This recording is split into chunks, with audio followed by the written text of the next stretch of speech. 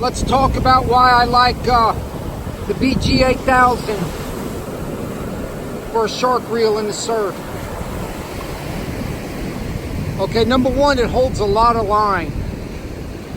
I've got exactly 520 yards of 65-pound Suffix 832 on it. That's a lot. The line lay on the reel is amazing. So the line is all the way to the very top, and I never have any problems with it. If the reel doesn't lay the line well and you spool that thing all the way to the top, you are going to have nightmares with tangles. Wind knots. There's no such thing as wind knots. People call them that. That's the line, the way it comes off of the spool. If a loop comes off, a coil comes off, out of sequence when you cast it, it comes off when it's not supposed to. That's what causes the tangles.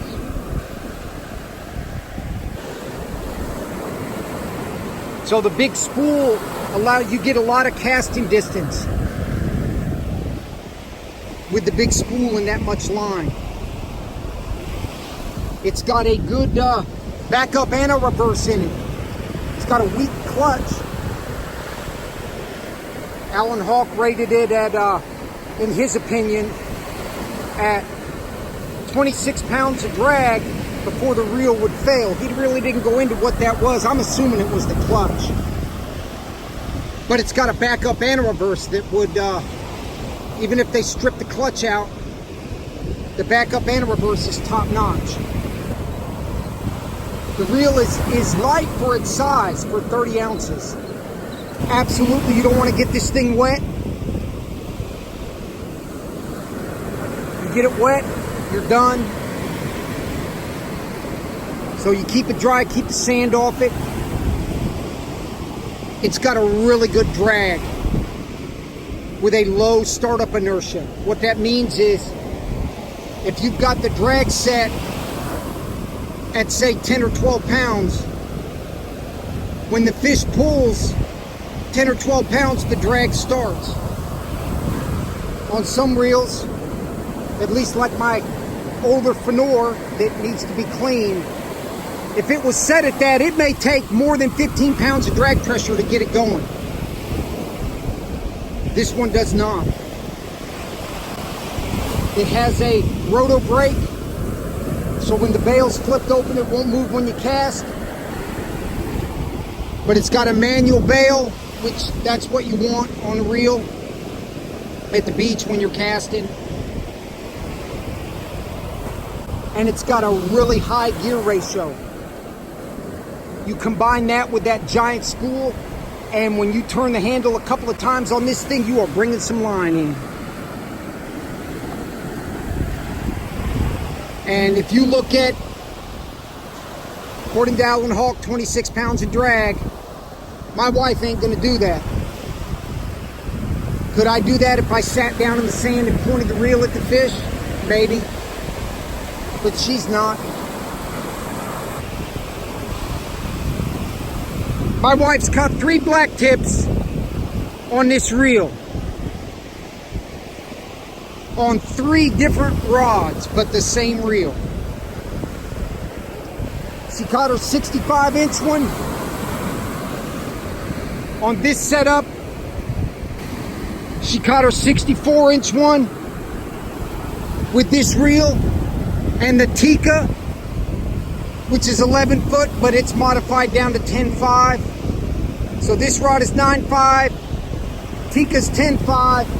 She caught her trophy 125-pound plus black tip. That thing was so heavy I couldn't even hardly drag it up the beach.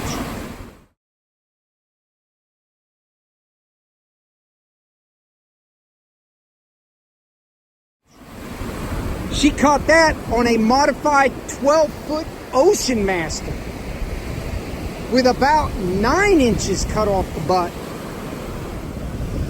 She did catch the nurse shark on this.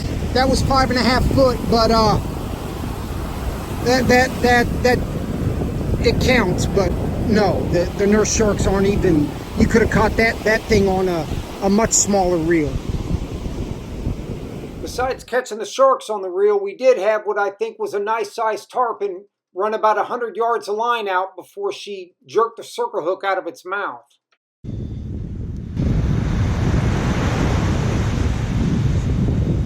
Just hold it.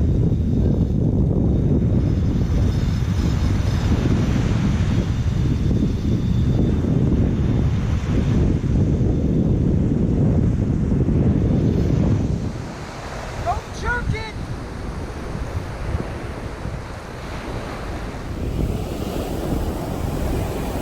But as a surf shark reel, this thing's the way to go. So this is a really good reel for the beach, as long as you don't get it wet.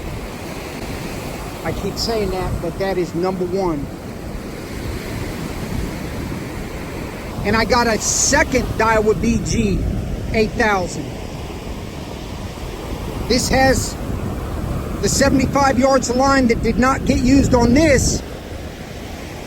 And then it has about 475 yards of 60-pound hollow core on top of that. And it's a green color.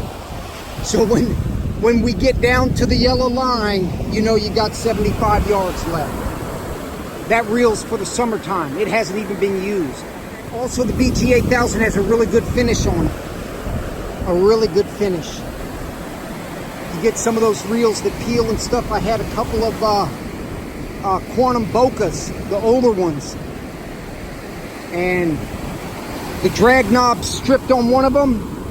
The clutch was going out on the other one. They used magnets on it, and the finish on the 70 was getting a little messed up, but the finish on this thing is good. Over the Fenors are really good reels too, but this reel is $100,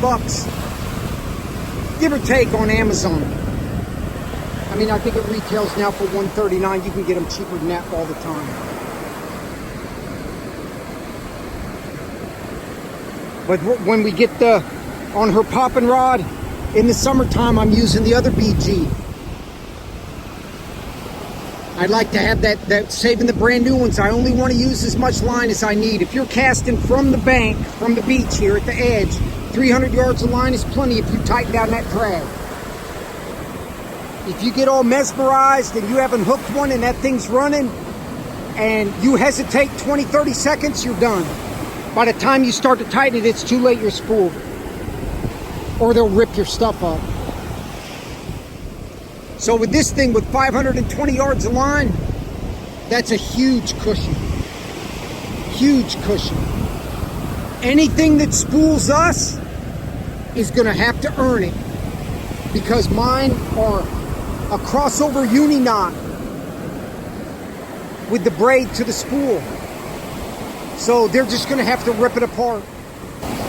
In the summertime, there's times when I wade out, and by the time I get back, after I cast it, and by the time I get back to the pipe, there's 125 yards of line out in the water, and the shark hasn't even picked it up. And with the capacity on the BG 8000, that means I got roughly 400 yards on the spool. We're not gonna get spooled with that. And like I said, I would sit down in the sand and dig in. But I would highly recommend the BG 8000. If you're shark fishing from the beach, it's a good reel. I mentioned Alan Hawk in this video several times. If you're interested in this reel, or any spinning reel for that matter, go to alanhawk.com and look at some of the reels he's reviewed, because he's reviewed quite a few. And he knows a lot more about the reels than almost anybody. So thanks for watching. I hope this helps some people. And if you have any questions, hit me up in the comments.